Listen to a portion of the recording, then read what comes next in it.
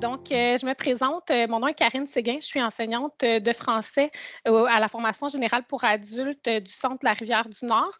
Donc, je travaille principalement à l'édifice marchand à Saint-Jérôme, mais je me suis promenée un petit peu là, au travers des années. Donc, c'est ça. Puis, j'enseigne beaucoup en formation à distance là, depuis déjà 4-5 ans là, que j'enseigne en formation à distance, mais j'ai aussi une partie de ma tâche au régulier. Donc, je connais un petit peu là, les deux environnements, autant la formation à distance que la formation en présentiel et cette année, là, la nouvelle formation hybride un peu. Donc, c'est ça un peu mon parcours, ce qui m'a permis de développer là, les outils que je vous présente cet après-midi. Donc, la présentation est divisée en plusieurs sections. Je vous explique rapidement d'où est née cette méthode-là que je vous présente. Je vous présente trois outils ou trois façons de faire qui se combinent ensemble. Je vais passer surtout le plus de temps sur la section de l'annotation, de l'outil d'annotation, parce que selon les résultats là, du sondage que je vous avais envoyé par courriel, j'ai vu là, qu'une bonne majorité d'entre vous utilisiez déjà un nuage, là, que ce soit le Google Drive ou le OneDrive. Puis j'ai même vu qu'il y en avait beaucoup qui avaient le OneDrive sur leur ordinateur. Donc, pour ces gens-là, là, ça va être intéressant de voir comment on peut l'utiliser là, dès maintenant, parce que quand il faut passer par le service informatique, c'est toujours un peu plus long. Donc, je vais passer un petit peu de temps là-dessus, mais je vais vraiment plus m'attarder aux outils d'annotation. Comme je vous ai dit, la présentation elle est accessible là, dans le clavardage. Puis, je vais avoir des endroits pour des questions, mais si vous en avez au fur et à mesure sur l'outil que je présente au moment, gênez-vous pas pour les poser là, soit à main levée ou par le clavardage. Puis, comme j'ai mentionné tout à l'heure, on va retirer là, les questions de l'enregistrement. C'est ce que j'avais souhaité là, pour éviter que les gens se gênent à poser des questions. Donc, on va commencer avec la méthode, en fait. D'où ça vient, cette idée-là là, que je vous présente cet après-midi. En fait, c'est que moi, je fais de l'enseignement en ligne, en formation à distance en ligne depuis 2017. Donc, ça a commencé vraiment avant la pandémie. Là. Ça a commencé de mes besoins à moi comme enseignante de français quand je suis débarquée dans mon centre, de savoir comment j'allais faire pour enseigner en ligne. J'avais besoin de quelque chose qui était simple pour garder les traces de mes élèves. J'avais besoin de quelque chose qui se rapprochait de la correction papier. Donc, je n'avais pas le goût d'apprendre une nouvelle façon de faire. Je n'avais pas le goût que ça soit plus long. Je voulais que ça soit facile, puis que je n'avais pas à apprendre quelque chose de nouveau. Donc, j'avais besoin de quelque chose qui me permettait aussi de gagner du temps dans le partage avec les élèves. Donc, moi, quand je suis arrivée en 2017 en FADEL, là, nous, c'est la manière qu'on appelait notre formation en ligne. Ils utilisaient les communautés et du groupe, pour ceux qui ont connu ça. C'était pas toujours super user-friendly, comme on dirait. C'était parfois un peu difficile. Les élèves, ils savaient pas trop où le déposer. Parfois, il n'y avait pas accès. Des fois, mon suppléant n'avait pas accès à la communauté. Donc là, à un moment donné, c'était rendu vraiment compliqué. Les élèves m'envoyaient leurs documents par courriel. Puis là, par courriel, là, on a toutes sortes d'autres problèmes. Là. La boîte courriel qui sautait parce qu'elle était trop pleine, trop de documents reçus. J'avais un problème aussi quand je me faisais remplacer. Là, tous les remplaçants n'avaient pas accès à ce que j'avais reçu dans mes courriels. Fait que c'était vraiment, vraiment problématique. Oui, Sylvain. C'est gênant, mais j'essayais de cliquer sur le ignorer, puis excuse-moi, je te retarde. Là. C'est par accident que j'ai pesé sur la main. C'est bien correct. Ça nous a fait un test de main levée, ça fonctionne, je la vois. OK. Donc oui, c'est ça, je reviens. Donc, c'est un peu de là qu'est venue cette méthode-là, c'est que j'avais vraiment des besoins en formation en ligne. Donc, je voulais savoir comment faire pour que ça soit vraiment plus efficace que juste avec la communauté du groupe, c'était trop compliqué. Avec juste mon logiciel de partage d'écran, c'était pas assez. Donc, j'avais besoin de quelque chose de plus. Donc, de là est venu, en fait, j'ai eu la chance d'avoir un CP je recommence, un CP technopédagogue. Donc, on a eu la chance, nous, dans notre centre, c'est un assez grand centre. Donc, j'ai eu la chance d'avoir Martin Hébert, là, pour ceux qui le connaissent, qui a pu travailler avec moi. Puis, on a vraiment fait des allers-retours ensemble, lui et moi. Il m'a présenté des outils. On l'a essayé ensemble. Il venait me voir travailler. Il me dit, OK, là, tu perds du temps là, tu perds du temps là. Puis là, on a développé ensemble des méthodes là, pour essayer d'éviter de perdre du temps. Fait que c'est vraiment à force d'essais, erreurs, de travail, de OK, on l'essaie de cette façon-là, on le partage de cette façon-là, ainsi de suite, qui est devenue la méthode là, que je vous présente aujourd'hui. Cette méthode-là, je l'ai aussi présentée cette année, en début d'année, à mes collègues là, des différentes matières dans mon centre, parce que là, tout le monde enseignait en ligne cette année. Donc, ça a été vraiment un gros changement. Puis, ça fonctionne au régulier aussi. Donc, les enseignants du régulier l'ont adopté pour plusieurs, autant en français, en anglais, en monde contemporain. Donc, c'est vraiment là, dans plusieurs matières, là, on peut utiliser cette même façon de faire-là. Donc, en fait, moi, j'utilise je combine en fait trois méthodes, là, trois outils que je vais utiliser pour faire ma correction en direct. Donc, le premier outil, c'est un outil de correction en direct. Donc, ça, vous en avez tous un, là, puis peu importe lequel vous utilisez, je pense qu'ils sont tous relativement semblables. Ils ont tous des fonctionnalités qui se ressemblent. Ce qui est important, c'est de pouvoir faire le partage d'écran. Donc, pour moi, nous, dans mon centre, on utilise Teams, mais l'année dernière, j'utilisais Adobe Connect, ça fonctionnait bien aussi. Je sais qu'il y a des centres qui utilisent les Meet. Bref, tous ces outils-là peuvent bien fonctionner pour la section correction en direct. Pour les outils de partage que j'utilise, avant, j'utilisais Google Drive. Donc, dans mes années antérieures, on utilisait le Drive. Par contre, avec la COVID, là, les services TI nous ont redirigé, je dirais, vers le OneDrive. Donc, dans mon centre, c'est ça qu'on utilise. Les élèves ont accès au OneDrive aussi. Donc, ça, c'est une partie qui doit être importante. Il faut que l'élève aussi ait accès. Ça ne peut pas être juste les enseignants. Donc, je sais qu'il y a des centres que les enseignants ont la suite Microsoft, mais les élèves ont la suite Google. Donc, ça, c'est à valider avec vos centres, avec vos TI. Il faut vraiment que l'élève puisse avoir accès aussi au lieu de partage. Pour l'outil d'annotation, je vous en présente un seul, c'est PDF Exchange Viewer, mais la version portable. Donc, je vous l'avais envoyé par courriel dans les dernières semaines, mais pour ceux qui ne l'avaient pas reçu ou que le courriel est passé entre les cracks, vous pouvez l'avoir en cliquant là, sur le plus ici dans la présentation. Là, vous y avez accès. Vous devez en fait copier le dossier, le mettre sur votre ordinateur pour pouvoir l'utiliser ensuite. Donc, moi, c'est vraiment l'outil que je privilégie, c'est celui que j'aime. Il en existe d'autres, mais le but de mon atelier, moi, je me disais, quand on était en avril dernier, là, puis que les récits nous présentaient 14 outils, là, je ne savais plus où donner de la tête. Donc, moi, j'ai choisi, c'est celui-là que je vous présente, c'est celui-là qui, pour moi, fonctionne le mieux dans tous ceux que j'ai essayés. Donc, pourquoi vous en présenter 25 quand celui-là fonctionne très bien? C'est pour ça que j'ai choisi ça, mais vous pourriez en utiliser un autre là, sans problème. Donc, pourquoi faire la correction en direct? Donc, ça, c'est sûr que c'est pas nécessairement possible dans tous les cas. Je sais qu'il y a des enseignants qui ne peuvent pas faire de l'enseignement synchrone pour toutes sortes de raisons, là, selon les outils du centre, selon la manière que l'offre de service est faite. Par contre, pour moi, ça a été vraiment une façon de gagner du temps. Donc, moi, ce que je fais quand je pars ma correction avec l'élève, l'élève prend rendez-vous avec moi cette année avec Calendly, là, pour ceux qui connaissent. Puis, on prend le temps là, pendant cette rencontre-là de corriger ensemble. Donc, pourquoi est-ce que je le fais de cette façon-là?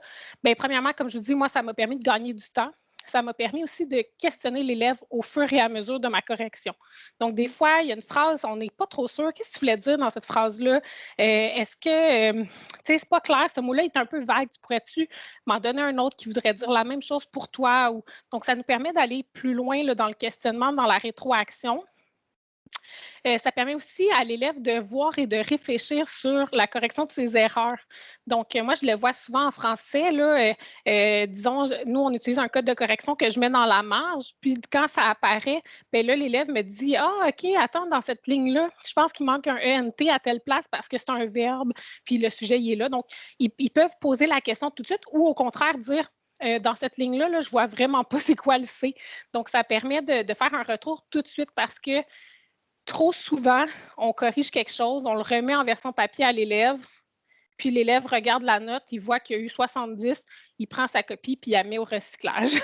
Je l'ai vu au secteur des jeunes, j'ai enseigné au secteur des jeunes, puis tu arrives avec ta copie, ta pile de copies, tu as passé la fin de semaine là-dessus, puis finalement, l'élève la regarde 4 secondes puis la met au recyclage.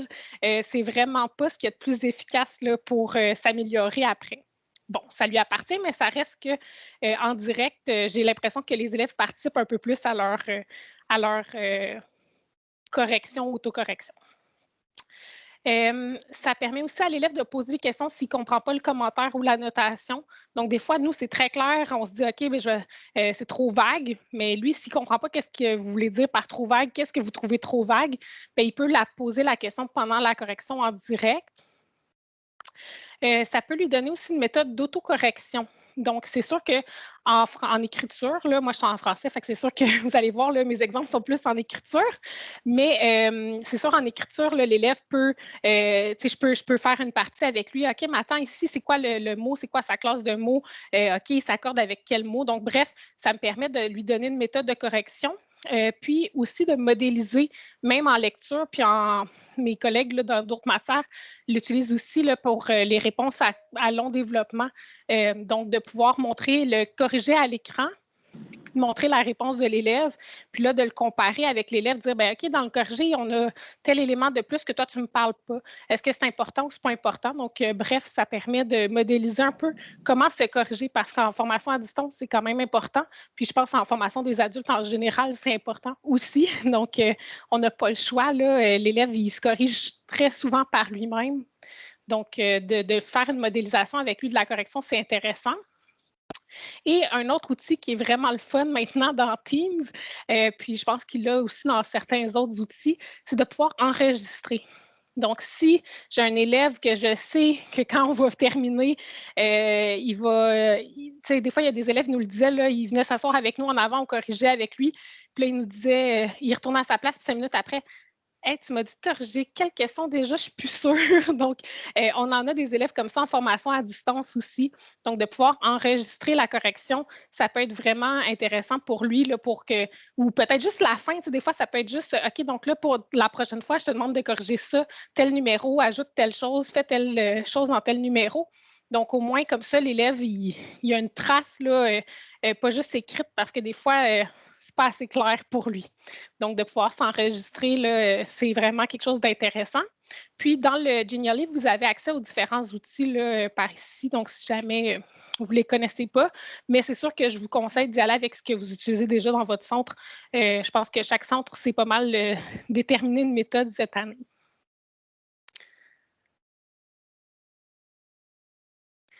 Donc, pour l'outil de partage, ça, c'est vraiment une découverte là, qui fait vraiment qui donne tout son sens à cette méthode-là. Donc, c'est vraiment la combinaison de l'outil de partage et de l'outil d'annotation qui vient créer quelque chose de vraiment intéressant. Chacun des deux, individuellement, ça fonctionne, mais c'est quand je mets les deux ensemble que ça devient vraiment rapide. Donc, les outils de partage, c'est les nuages, en fait, là, que ce soit Google Drive ou OneDrive, là, qui sont les deux principaux utilisés en éducation. Ça peut être les deux. Ce qui est vraiment intéressant d'utiliser les outils de partage, c'est la synchronisation sur l'ordinateur. Donc, la synchronisation sur l'ordinateur, ça nous permet de ne pas avoir à télécharger le document de l'élève. Donc, on travaille directement dessus sur notre ordinateur à partir de notre PDF Exchange. Puis, on la note, on met des commentaires, on enregistre, puis on n'a pas besoin de le redéposer. Il est déjà à la bonne place. Donc, je vais vous montrer un exemple tantôt là, pour que ça soit plus clair, mais c'est vraiment l'avantage de l'outil de partage, c'est de pouvoir avoir une synchronisation sur l'ordinateur pour ne pas avoir d'aller-retour, de partage, de « Ah, je t'envoie ma correction par courriel » et ainsi de suite.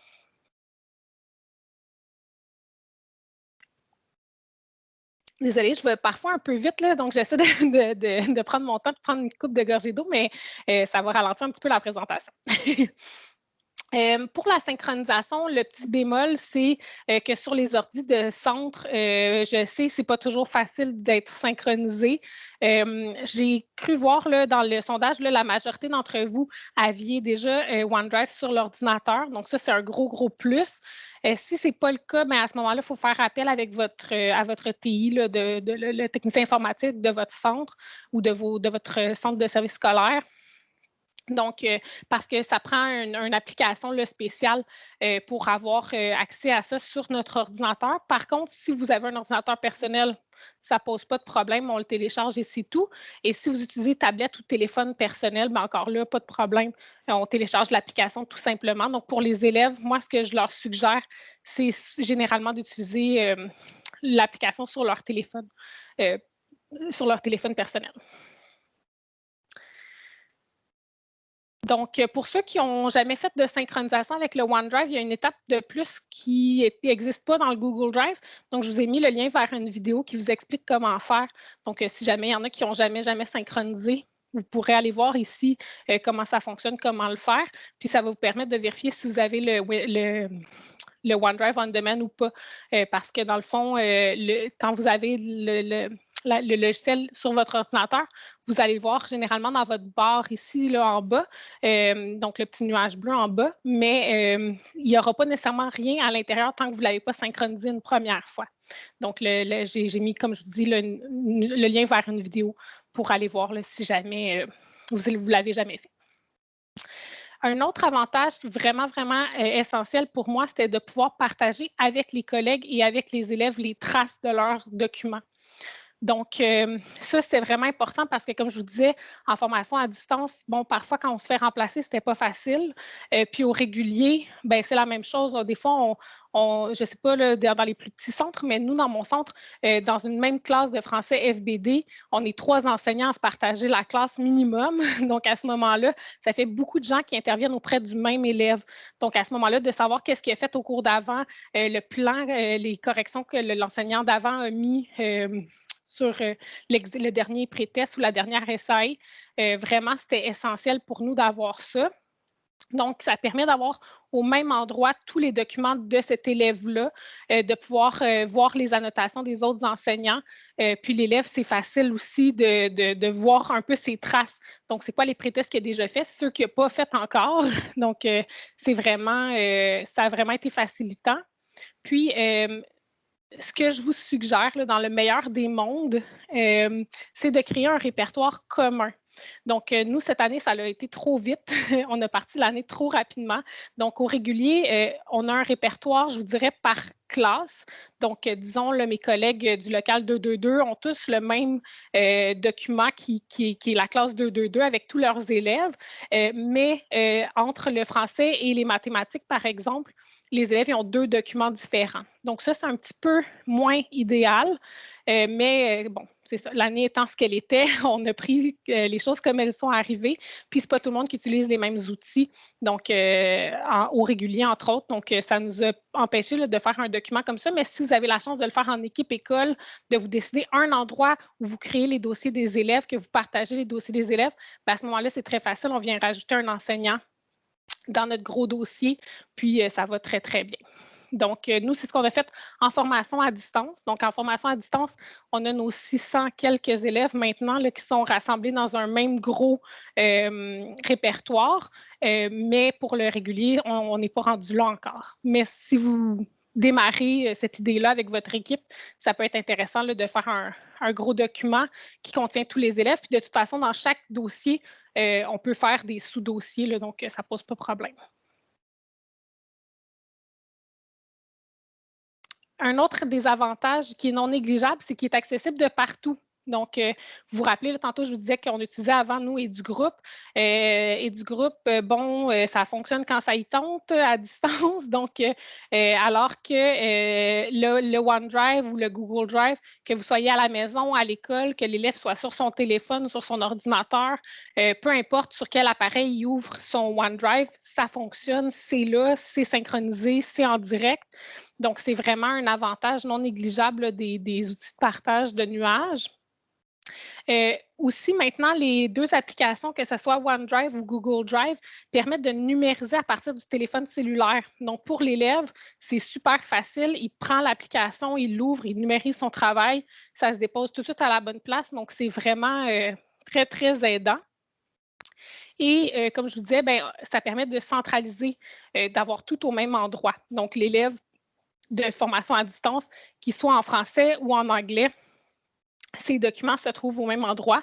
Donc, le jour où il change de matière, il termine le français, il commence l'anglais, tout se continue à être au même endroit.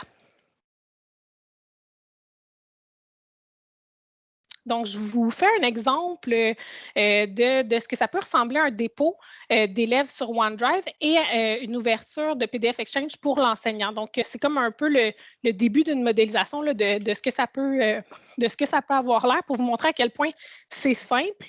Donc, ça ne sera pas long. Je vais vous partager mon écran de téléphone cellulaire. OK. Donc, à l'instant, vous devriez voir à l'écran mon téléphone cellulaire. Donc, je vais vous montrer exactement ce que ferait un élève avec OneDrive. Donc, je vais vous montrer l'exemple avec OneDrive puisque c'est l'application qui était la plus utilisée là, parmi tout le monde, là, mais ça pourrait aussi être avec Google Drive, c'est à peu près aussi simple. Donc, l'élève, sur son téléphone, il y a l'application OneDrive, donc il va aller l'ouvrir. S'il est comme moi et qu'il y a plusieurs comptes, il peut les changer, il peut passer de un à l'autre avec la petite pastille en haut. Donc, moi, j'en ai plusieurs. J'ai mon compte personnel, j'ai mon compte de la commission scolaire, puis j'ai un compte élève là, qui est le compte que j'utilise pour faire mes démos parce que sinon, mon compte à moi donne mal à la tête. Donc, l'élève choisit le compte qu'il veut utiliser. Nous, on a partagé un gros document, donc ça se trouve dans la section « Partager ». Et là, j'ai appelé mon élève à un test là, pour être sûr qu'il soit le premier dans ma liste. Mais d'habitude, on nomme le nom de famille de l'élève suivi de son prénom pour que ça soit plus simple de se repérer là, pour les enseignants. Donc, quand il clique sur le dossier, il voit ce qui a déjà été partagé dans le dossier. Donc, vous voyez que j'ai fait un test là, plus tôt cette semaine. Puis, pour ajouter un document, je vais faire le plus. Je vais aller faire numériser.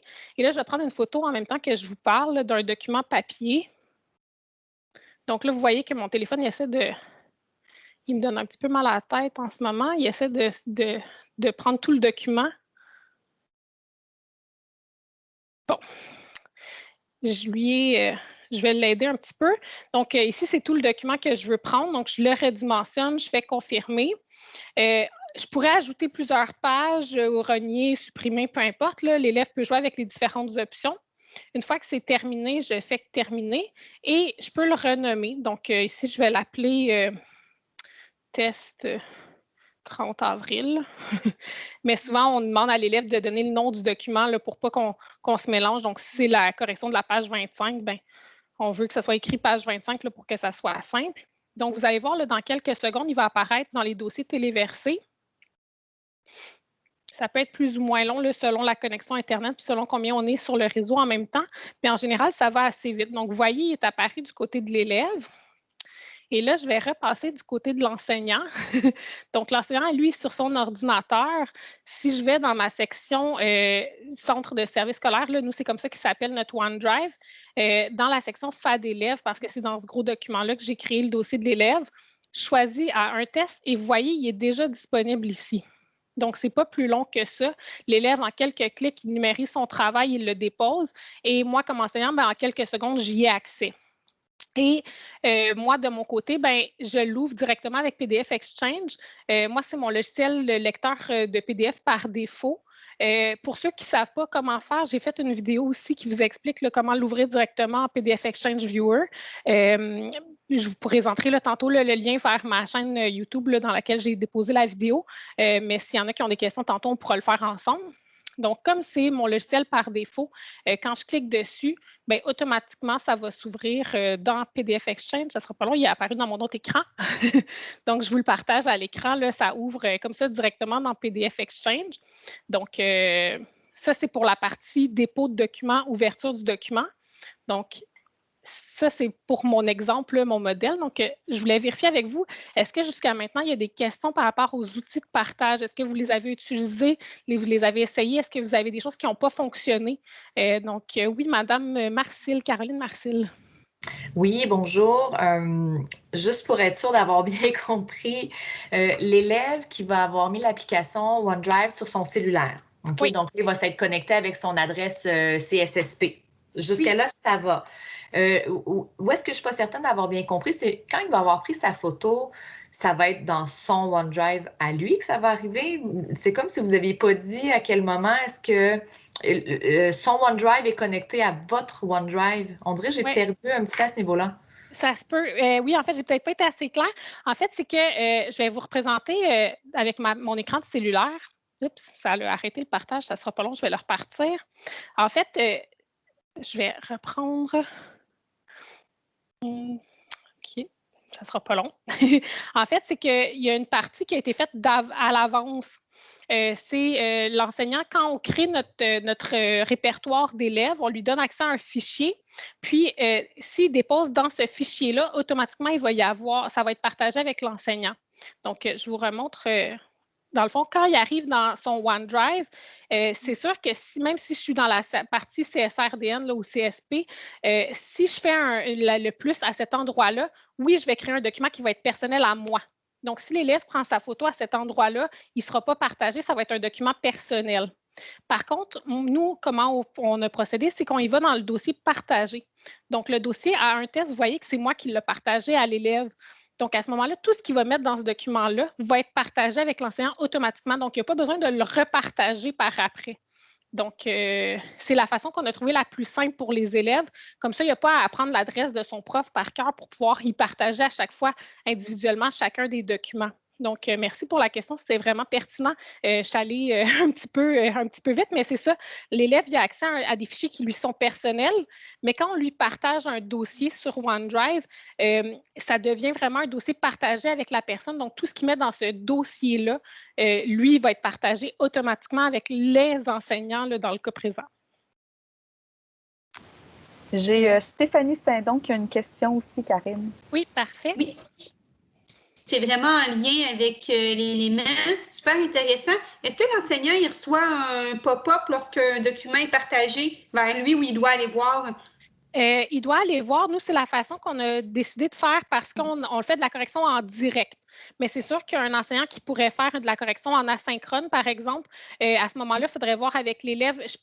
Probablement que dans les fonctionnalités du OneDrive, il y a possibilité de recevoir une alerte, mais nous, on trouvait ça trop au nombre d'élèves qu'on a. Là, si je recevais un document pour chacun des 672 élèves qu'on a en formation à distance, ça deviendrait un petit peu agressant, mais il y a probablement moyen de le faire. Comme je vous dis, moi, je priorise vraiment la correction en direct. Donc, quand l'élève prend son rendez-vous, il me dit « Ah, j'ai déposé quelque chose dans le OneDrive, parfait, on l'ouvre à l'instant, on le corrige ensemble. » Oui.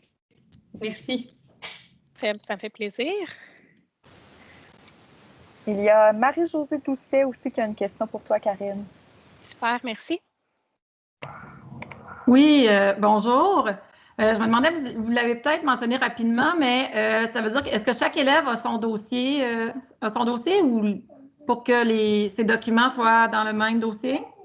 Oui, exactement. En fait, on a créé un gros dossier. Là, je peux peut-être vous partager à l'écran. Vous allez voir, ça donne un petit peu mal à la tête parce que j'ai beaucoup de dossiers. Mais on a créé un dossier partagé sur une adresse, en fait, une adresse qui appartient à personne. C'est une adresse CFGA FAD. Donc, nous, on a créé un gros dossier FAD élèves qui est partagé avec tous les enseignants et certains membres de l'administration parce que c'est les filles à l'admission qui créent le dossier OneDrive de l'élève. Donc, ici, vous voyez, là, j'ai vraiment le nom de chaque élève de la formation à distance. Donc, on a vraiment un document personnel à chaque élève. Puis, c'est vraiment juste ce document-là qu'on vient partager à l'élève. Donc, Alexa n'a pas accès au document de Raphaël et l'inverse est aussi vrai. Donc, c'est vraiment juste Raphaël, je vais lui donner son lien à elle pour son document à elle, mais les autres élèves n'auront pas accès. Par contre, comme c'est un gros document, bien, le gros dossier FAD élève, lui, contient un lien pour tous les enseignants puis tous les membres qui pourraient avoir besoin de consulter là, ce que l'élève a fait. Donc, est-ce que ça va répondre à votre question, Mme Doucet? Oui, tout à fait. Merci.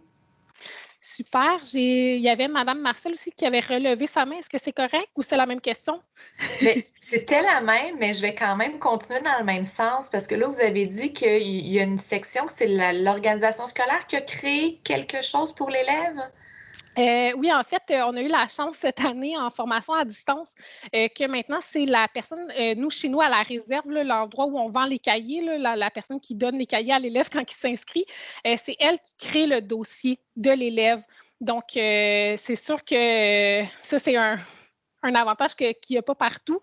Mes enseignants du régulier créent leur propre dossier pour leurs propres élèves, mais si vous avez la chance que ça soit géré par quelqu'un en haut, quelqu'un de l'admission, c'est très, très facile à créer un document d'élève. Donc, nous, c'est la personne à la réserve qui, quand elle rencontre l'élève, elle lui donne ses cahiers, puis elle crée directement le fichier le dossier à son nom, puis elle lui donne déjà le partage. Fait que l'élève, quand il quitte, il a déjà accès au OneDrive. S'il l'ouvre à la maison, ça fonctionne déjà. Donc, c'est sûr que c'est ça. Ça, c'est un avantage qu'on a chez nous, que je sais que ça ne sera peut-être pas partout, mais ça se fait quand même assez vite. Ce n'est pas quelque chose de très, très long, mais c'est sûr qu'à long terme, surtout si vous avez beaucoup d'élèves, ça commence à être de la job à faire les dossiers de tout le monde en même temps, surtout en début d'année, ça peut être un peu casse-tête. Donc, je crois qu'il n'y a pas d'autres questions sur la partie des outils de partage. Si jamais ça vous revient par après, gênez-vous pas pour lever la main ou poser la question dans le clavardage. Je vais passer maintenant à l'outil d'annotation. Donc, pourquoi moi j'utilise cet outil d'annotation-là? C'est vraiment parce que c'est un logiciel portable. Donc, ça veut dire que je n'ai pas besoin du service TI pour l'avoir sur mon ordinateur. Moi, ça a vraiment fait une différence parce que bon, on le sait, les services TI sont souvent débordés, surtout en cette année de COVID. Parfois, ils ont des logiciels chouchous puis ils ne veulent pas installer d'autres choses. Parfois, pour toutes sortes de raisons, ils ne peuvent pas nous l'installer. Parfois, il y a des histoires de c'est gratuit, donc là, on ne veut pas, on ne peut pas. Bref, il y a toutes sortes d'histoires qui roulent dans les services TI. Donc, moi, d'avoir un logiciel portable que n'importe qui peut installer sur n'importe quel ordinateur gratuitement, facilement, c'était vraiment un must. Chez nous, on avait besoin de ça. C'est un outil aussi qui est facile à utiliser. Donc, comme je vous disais tantôt, moi, je ne voulais pas avoir à réinventer la roue. Je ne voulais pas avoir à réinventer ma façon de corriger. Je voulais que ça soit pareil que quand j'écris papier-crayon sur la copie de l'élève. C'est un outil qui offre plusieurs outils personnalisables. Donc, je vais vous les montrer après les différents outils, mais ils sont tous personnalisables dans la version portable. Donc, comme c'est une version qui n'est pas figée, qui n'est pas... c'est ça, elle n'est pas figée, donc ça vous permet d'enregistrer vos configurations personnelles. Ça s'apparente vraiment à la correction papier, à la correction à la main, sans avoir besoin d'un outil de tablette graphique ou d'écran tactile. Si vous en avez un, tant mieux, ça va juste mieux, ça va juste plus vite. Mais moi, j'en ai pas, puis je fonctionne vraiment très, très bien depuis 4-5 ans de cette façon-là. Puis pour moi, c'est pas plus long de corriger de cette façon-là. Ça me permet aussi de laisser des traces partout sur la copie.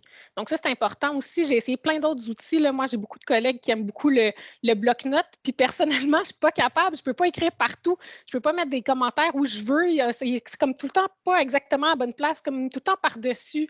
J'aime pas ça. Mais PDF Exchange me permet de mettre l'annotation où je veux. Puis, ça permet de faire vraiment quelque chose de visuellement complet. Une fois que j'enregistre le document à la fin, c'est vraiment comme ma copie papier. C'est très complet, je n'ai pas rien à ajouter. Puis, vient complémenter le Teams. Si je peux enregistrer, pourquoi pas? Comme ça laisse une trace audio aussi pour nos élèves qui ont la mémoire plus auditive, disons. Donc, les outils d'annotation, il y en a plusieurs. Ici, j'ai fait apparaître la barre qu'on retrouve dans le logiciel. Ceux qui, cette barre-là, n'apparaissent pas, je vous ai fait une vidéo aussi qui explique comment la faire apparaître dans le logiciel. Ça fait partie des outils de base, donc ça se peut qu'il ne soit pas visuellement présent quand vous ouvrez pour la première fois l'application, mais après le logiciel, mais c'est une barre qu'on peut aller chercher facilement. Je vous présente les outils que moi, je préfère. Vous pourrez vous amuser à découvrir les autres, mais je vous présente mes incontournables. Donc, le bouton de la machine à écrire. La machine à écrire, en fait, ça permet d'écrire avec le clavier. Donc, c'est quelque chose qui est écrit à l'ordinateur. Pourquoi? Parce que moi, écrire à la main, à main levée, avec une souris, là, ça ne fonctionne vraiment pas. C'est tout croche, ça a l'air fou. Fait que j'aime mieux taper à l'ordinateur mon commentaire quand c'est des commentaires plus longs. Donc, pour ça, j'utilise la machine à écrire. Il y a aussi l'option d'une espèce de machine à écrire, mais avec une boîte autour, un encadré. Donc ça permet de ressortir davantage le commentaire. Je vais vous montrer tantôt dans des exemples la différence un peu entre les deux, mais c'est vraiment avec encore là le clavier, je tape mon texte, puis autour, il y a une boîte de couleurs pour attirer l'attention de l'élève. Vous voyez à côté, il y a la boîte aussi avec la flèche. C'est la même chose. Donc, il y a une flèche qui vient s'ajouter. Donc, si je ne veux pas écrire directement dans le texte de l'élève parce que c'est tout pogné et je n'ai pas de place, bien, je peux faire une flèche et dire à cet endroit-là, viens rajouter telle chose, par exemple. Un autre outil indispensable, c'est l'outil de crayon. Donc, l'outil de crayon, je m'en sers principalement comme un stylo ou un surligneur. Ça me permet d'écrire, de souligner, surligner des éléments qui sont écrits à la main. Donc, je ne suis pas obligée d'annoter ou de surligner un texte d'ordinateur. Donc, je peux vraiment écrire où je veux, surligner où je veux. Donc, ça, c'est vraiment intéressant. Puis, ça nous permet aussi, comme l'outil me permet de le personnaliser, moi, je me suis créé une boîte à crayons. Donc, un peu comme mon paquet de crayons à l'école, j'ai toujours plein de surligneurs de plein de couleurs. Ça me permet d'en créer de plusieurs couleurs, de plusieurs stylos de plusieurs couleurs. Donc, à ce moment-là, si je veux changer de couleur là, au gré de ma correction pour mettre les répétitions en vert, puis les verbes en jaune, ben je peux. Donc, c'est sûr que, bon, ça, c'est mon petit côté prof de français là, qui ressort, mais c'est possible de créer différents crayons puis de les enregistrer d'une fois à l'autre. L'outil de timbre, c'est vraiment, vraiment intéressant. Je l'utilise vraiment beaucoup, surtout en écriture. C'est comme des étampes. Donc, ça me permet de mettre des petites annotations vraiment rapidement sur la copie de l'élève. Je passe d'une annotation à l'autre vraiment facilement. Donc, moi, j'en avais créé des de base, donc le crochet, le X. Ils sont dans la version que je vous ai envoyée. Vous avez aussi le SCAOP, qui est notre méthode, nous, de correction en français. Donc, c'est les lettres qu'on utilisait, là, un peu comme le SPUG ou, bon, peu importe, qu'est-ce que vous utilisez dans vos centres. Donc, moi, ça va vraiment plus vite de cette façon-là. Je le fais apparaître dans le coin de l'écran de la marge, je veux dire, puis l'élève a accès à notre méthode de correction. Puis, je vous ai créé des outils supplémentaires, des timbres, pardon. OK, il faut que je prenne 2 secondes, je vais juste prendre une respiration. Je vais trop vite. Je vois le temps qui file, puis je veux vous laisser de la place pour des questions. Donc, c'est ça, j'ai créé des étampes là, supplémentaires que je vais vous partager à la fin là, dans les ressources pour les enseignants. Je me suis amusée un peu là, à créer des petits outils supplémentaires, là, des petits thumbs up puis des bonhommes sourires. Là. Fait que vous pourrez aller voir là-dedans là, si ça vous intéresse, mais c'est dans le but d'aller plus vite. Donc, les annotations que je marque souvent, je pourrais me faire un timbre donc de quelque chose qui revient souvent, l'élève qui a oublié en mathématiques d'arrondir, disons, son chiffre, bien, je pourrais me faire une annotation « Oublie pas d'arrondir » ou quelque chose comme ça. Là. Bref, ça permet d'aller vraiment vite. Et l'onglet « Propriété », la barre d'outils de propriété, elle permet de changer le format des outils. Donc, ça peut vous permettre de changer la couleur de votre encadré, la couleur de votre crayon, l'opacité de votre crayon, l'épaisseur du trait. Donc, c'est vraiment avec cette barre-là qu'on peut venir jouer, aussi même dans la police de caractère, dans la grosseur de la police de caractère. Donc, c'est vraiment avec cet outil-là qu'on peut changer les choses. Donc, je vous montre des exemples. Donc, ici, c'est une copie d'une production écrite. Donc, vous voyez dans la marge, j'ai mis des étampes de notre SCAOP, notre méthode de correction. Donc, dans cette ligne-là, l'élève savait qu'il y avait une erreur d'orthographe d'usage. J'ai pu mettre des informations aussi avec la boîte avec la flèche. Donc, ici, en bas de 10, je lui demande de l'écrire en lettres. Dans la machine à écrire, je l'utilise aussi souvent pour me mettre des notes pour moi-même. Donc, nous, en français, les élèves doivent utiliser des procédés variés. Donc, je les mets dans la marge, mais ce n'est pas nécessairement pour que l'élève les améliore, c'est juste pour moi, visuellement, quand je révise à la fin puis que je veux voir à peu près est-ce que c'est varié, bien, je les vois. Je peux aussi écrire par-dessus, donc avec la boîte d'encadré. Je peux barrer des mots, je peux les surligner. Je peux même barrer mes étampes. Donc, ça aussi, c'est intéressant. Quand l'élève, là, on en a parlé ensemble, puis là, j'ai dit, OK, bien, c'était tant de verbes qui étaient à retravailler. Donc, on les a faites ensemble, puis j'ai pu les barrer à l'écran là, parce que je ne cherche pas une autre erreur de conjugaison. Elle est là, on l'a corrigée déjà ensemble. Ça, c'est un exemple d'annotation en lecture. Donc, vous voyez, j'utilise un petit peu plus mes étampes de crochet et de X. J'ai utilisé aussi les boîtes là, pour venir dire à l'élève, ben, qu'est-ce que tu veux dire plus précisément? Donc, ça, c'est un mot qui m'est sorti là, pendant la correction. Je pouvais lui demander, OK, mais tu dis une émotion négative, c'est un peu vague, qu'est-ce que tu veux dire? Puis là, il m'a parlé de colère, donc j'ai pu mettre tout de suite sa réponse par-dessus. Je peux utiliser le surligneur pour surligner dans les consignes. Donc, n'oublie pas, tu ne m'as pas mentionné l'effet recherché. Ici, je lui ai mis une petite note d'aller voir sa boîte à outils pour avoir une liste d'émotions. Bref, je peux mettre toutes sortes d'éléments sur la copie et à l'endroit où je veux. Même chose, ici, c'est une collègue en monde contemporain qui a corrigé là, dans un document numérisé par son élève là, dans son cahier. Donc, vous voyez, elle est venue vraiment lui montrer, OK, ici, c'est vraiment cet endroit-là. Elle utilise l'outil de cercle et l'outil de flèche. Je ne vous les ai pas montrés, mais ils font aussi partie de l'application.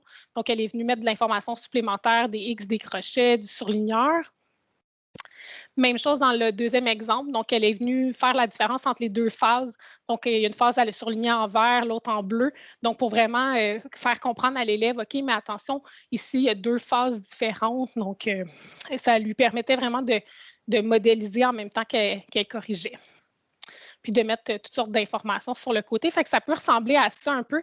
Donc, quand je vous disais, c'est assez complet pour l'élève après, c'est en effet assez complet. C'est vraiment comme si j'avais été à la main avec mes surligneurs puis mes crayons. Donc, je vous montre la suite, en fait, de l'exemple. Puis, après ça, je vais vous laisser l'ouvrir de votre côté pour voir un peu qu'est-ce qu'il y en est, comment ça fonctionne. Donc, je vais réouvrir à l'écran le document que j'ai pris en photo tantôt. Bon, c'est rien d'intéressant là, dans le sens où j'ai juste écrit à la main là, quelques petites affaires pour que vous puissiez voir comment on fait. Mais c'est vraiment les différents outils qu'on pourrait utiliser. Donc, je pourrais dire, OK, dans cette partie-là ici, n'oublie pas que quand c'est papier, tu dois le numériser. Je pourrais venir faire un petit exemple de nuage à côté pour dire à l'élève, n'oublie pas que c'est dans ton OneDrive. Là. Je ne suis pas très bonne avec les outils de nuage. Là. Ça donne quelque chose d'un peu OK, je vais arrêter. Complet. Merci. Donc, je pourrais venir mettre des étampes dans le côté. Comme je vous ai dit, j'en ai rajouté d'autres. Donc, si vous voyez, là, j'ai rajouté un bravo. J'ai ajouté des petits bonhommes tristes. Donc, si jamais ça vous parle plus que le crochet puis le X, vous pourrez aller les chercher, là, comme je vous disais, dans les outils qu'à la fin, j'ai dans les ressources pour les enseignants des étampes supplémentaires. Il y aurait possibilité d'en faire à toutes les sauces aussi. Là, mon collègue CP, Martin, il m'avait dit qu'il s'amuserait avec l'équipe de maths en faire en mathématiques. Donc, faire des choses qui ne sont pas disponibles dans PDF Exchange puis qu'on ne veut pas nécessairement tout le temps refaire à la main. Donc, ça serait possible même de faire des formules mathématiques, de les enregistrer pour dire à l'élève, oublie pas, ça, c'est ta formule de l'air ou, bon, peu importe. Je ne suis pas prof de maths, fait que je n'ai pas beaucoup d'exemples, mais ça peut être des étampes qui peuvent être faites très rapidement, très facilement. C'est pas très long puis c'est facile à ajouter. Donc, je peux venir vraiment mettre ce que je souhaite. Puis, avec la machine à écrire, bien là, je peux venir taper. Donc, bonjour. Puis, si je veux, là, en rouge, ça ne me plaît pas, je viens tout simplement le mettre en noir. Je peux dire, OK, moi, c'est trop gros, 26, je le préfère en 18. Je peux venir jouer avec ma boîte, je peux la déplacer par après aussi. Donc, il y a vraiment toutes sortes de choses qui sont possibles là, avec l'outil. Je crois que j'ai quelqu'un qui a la main levée. Ce sera pas long, je vais trouver le nom. Marie-Josée.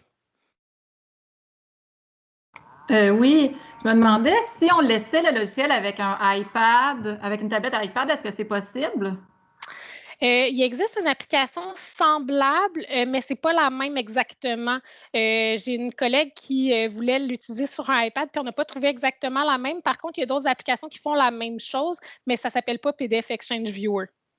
Et est-ce que tu sais si ces applications-là permettent d'annoter avec le Apple Pencil? À ce moment-là, ben, c'est probablement que oui, parce qu'en fait, si je me sers vraiment de mon curseur, C'est ça, de la souris. De la souris, fait que si j'avais un papier tactile, là, je l'avais déjà essayé avant j'avais un Chromebook tactile, puis avec AnyDesk, je pouvais annoter directement sur la copie de PDF Exchange Viewer. Donc oui, ça devrait se faire, mais la version Apple, je ne suis pas certaine c'est quoi le nom exact, là, je pourrais vous revenir. Martin m'avait donné un nom là, de quelque chose qui ressemblait, mais comme nous, on ne l'utilise pas à l'école, je les connais moins. OK, bien, je prendrai le nom sans problème là, sur mon courriel. Là, ça me ferait bien plaisir. Puis merci pour... ça sent merveilleux, ce logiciel-là. Je vais l'essayer sur mon ordinateur. Super. Donc, je vous envoie ça, la version là, pour Apple. S'il y en a d'autres qui la veulent, là, vous pouvez me le mettre dans le commentaire, dans le clavardage, puis quand j'aurai la réponse de Martin, là, je vous l'enverrai par courriel. Merci beaucoup. Ça me fait plaisir. Donc, on serait rendu à la section où vous l'ouvrez de votre côté. Donc, il nous reste peut-être un 5-6 minutes. Je ne sais pas si vous l'avez déjà ouvert. S'il y en a qui ne savent pas trop comment l'ouvrir, donc je serais là pour répondre dans le fond aux questions parce que je trouve que c'est important là, de l'essayer sur le spot là, pour être après ça plus habile de l'utiliser avec des élèves. Donc, je ne sais pas, est-ce qu'il y en a qui l'avaient déjà ouvert? Est-ce que vous l'avez essayé? Est-ce que vous ne savez pas comment l'ouvrir? Donc, je n'ai pas de questions. J'ai Caroline Chaillé dans le clavardage qui nous dit qu'elle, pour son Mac, elle utilise l'application qui s'appelle Foxit Phantom PDF. Donc, ça peut peut-être être une piste. Là. C'est peut-être le même outil que M. Hébert m'avait suggéré. Puis sinon, pour les autres qui ont marqué qu'ils voulaient la version pour Apple, là, je vais vous envoyer. Là, je prends les noms en note en ce moment. Donc, il faudrait voir l'application Foxit. Probablement que ça peut fonctionner très bien. Je ne le connais pas, mais je fais confiance à Mme Chaillé. Oui, bien moi, je l'utilise en travail collaboratif pour laisser des annotations, faire des commentaires sur le côté, mais je n'ai jamais vraiment essayé de me faire une banque de timbres et tout ça. Ça, je trouve ça super le fun. Si on peut se sauver une couple de clics, là, on va être bien content.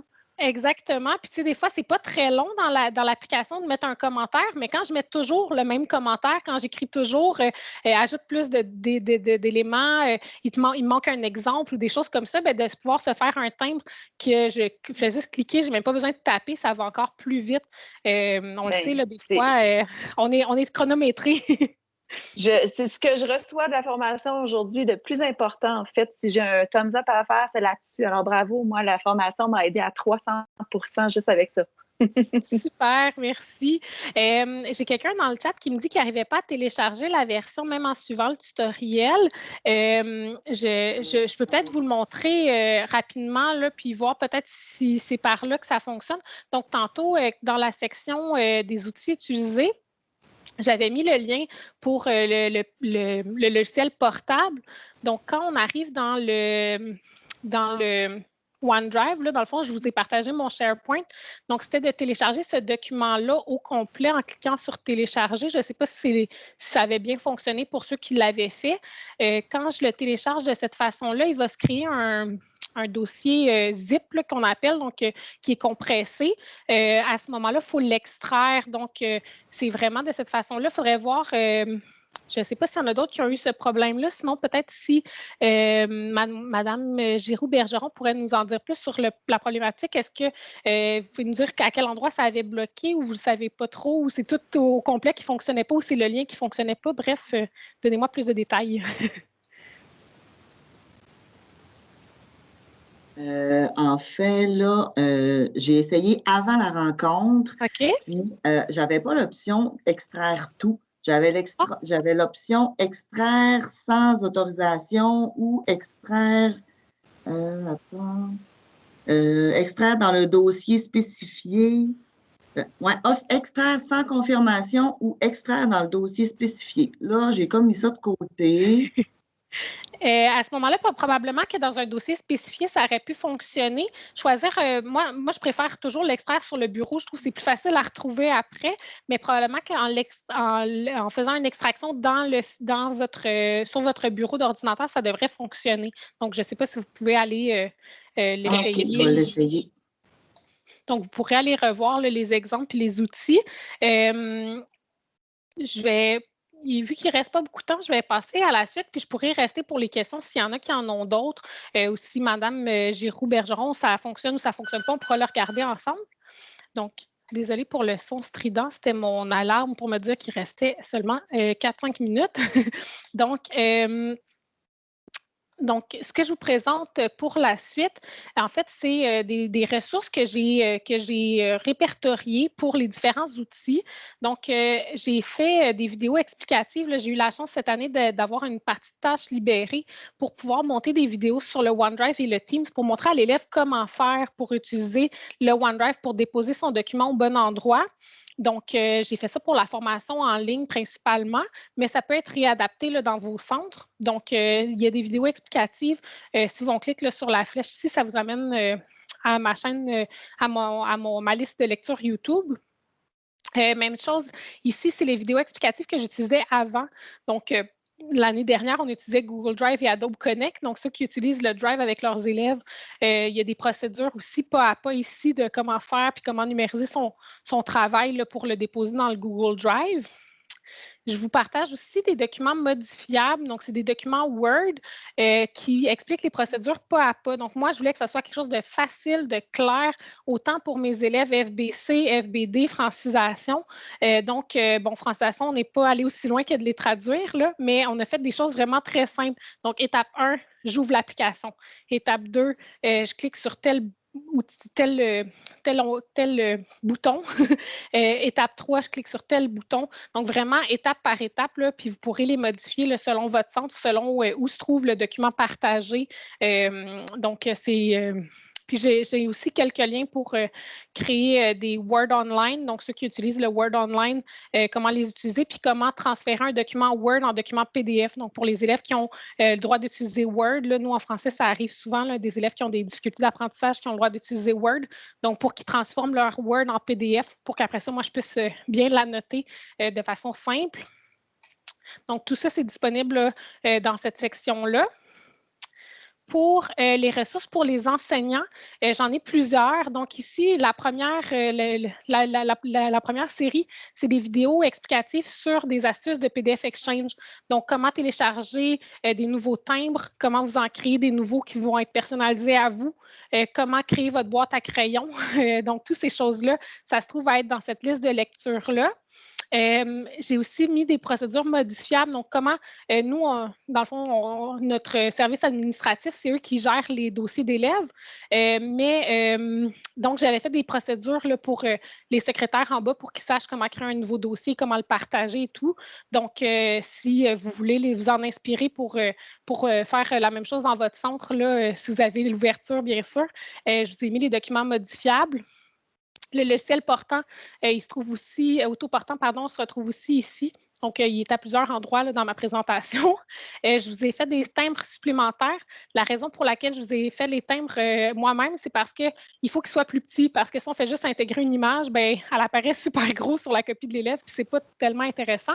Donc, je vous ai fait une banque de timbres là, plus petits pour pouvoir les télécharger là, sur PDF Exchange. Karine, excuse-moi, il y a une question dans le clavardage de Mme Isabelle Labrec qui demande comment le mettre en français. Oui, bonne question. J'ai fait une capsule là-dessus pour ceux qui aimeraient aller la voir, mais je vais pouvoir vous le montrer. Donc, je vais ouvrir mon PDF Exchange. Donc, vous avez besoin d'ouvrir le PDF Exchange, n'importe quel document, là, ça va faire l'affaire. Il faut aller dans la section... Là, c'est sûr que je ne me rappelle pas exactement. Oui, c'est ça. Dans Édition, quand je vais dans Édition et que je choisis dans les préférences en bas ici, je vais pouvoir aller choisir différentes options. Là. Moi, je ne suis pas rentrée trop dans les détails parce qu'il y avait trop de choses à changer. Puis en général, ça fonctionne bien. Fait que c'était juste la langue que je suis venue changer.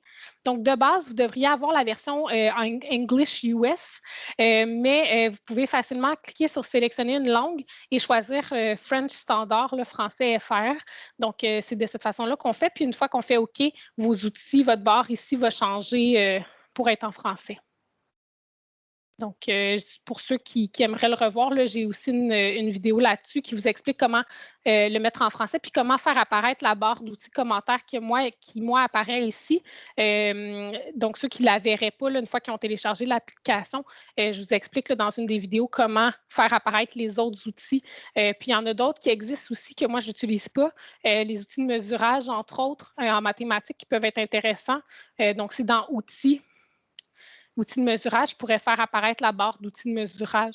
Donc, c'est là où je peux aller les chercher. Même chose pour la barre d'outils d'annotation. Donc, vous voyez, moi, il y a un petit crochet ici affiché, la barre d'outils commentaires et annotation. Si je l'enlève, elle est disparue. Donc, pour la faire réapparaître, j'ai cliqué Outils, outils de commentaires et annotation, afficher la barre d'outils commentaires et annotation. Donc, c'est de cette façon-là qu'on peut avoir la barre si jamais elle n'apparaît pas dans notre version. Donc, ça, c'est les ressources pour les enseignants. Bon, ma bibliographie, là, donc, pas très intéressant. Il n'y a rien de nouveau sous le soleil. Je vous demanderai aussi de ne pas oublier de compléter l'évaluation de l'atelier. Donc, Sarah l'a aussi mis dans le clavardage. Donc, de ne pas oublier d'aller la remplir. Si vous cliquez sur le bouton, vous allez y avoir accès aussi. Donc, j'aime bien avoir les commentaires. C'est mon premier atelier à la QFGA. Donc, j'ai hâte de voir comment vous avez trouvé ça puis d'avoir vos commentaires pour pouvoir m'améliorer pour les prochaines fois parce que j'ai bien aimé mon expérience. Et ici, à la toute fin, je vous laisse aussi le lien vers mon compte YouTube où je mets souvent là, des trucs et astuces pour les profs pour l'enseignement en ligne.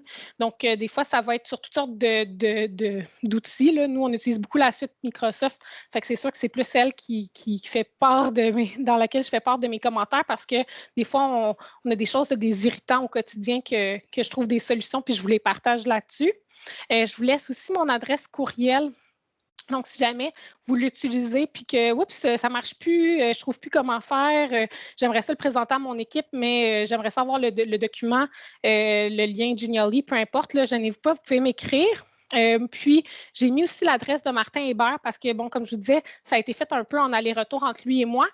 Puis, ça ne paraît pas parce que je suis assise, mais je suis présentement enceinte, donc je finirai peut-être pas l'année scolaire, on ne le sait pas, on verra comment ça va se passer. Mais si jamais vous n'arrivez pas à me rejoindre là, parce que je suis en arrêt, en congé de maternité, bien, vous pourrez écrire à M. Hébert, là, il est presque aussi bon que moi, il pourra vous répondre.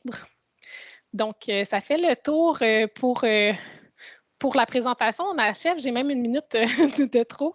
Donc, si vous avez des commentaires, des choses, je n'hésite pas de les mettre dans la conversation. Puis, je vais rester aussi quelques minutes. Là, la prochaine section commence juste à 2h30. Donc, si jamais il y en a qui veulent rester là, jusqu'avec moi, poser des questions, essayer des choses, je n'hésite pas, je vais être disponible. Puis sinon, ben merci d'être venu en si grand nombre un vendredi après-midi, dernier atelier là, de cette semaine d'AQFGA. Donc, merci.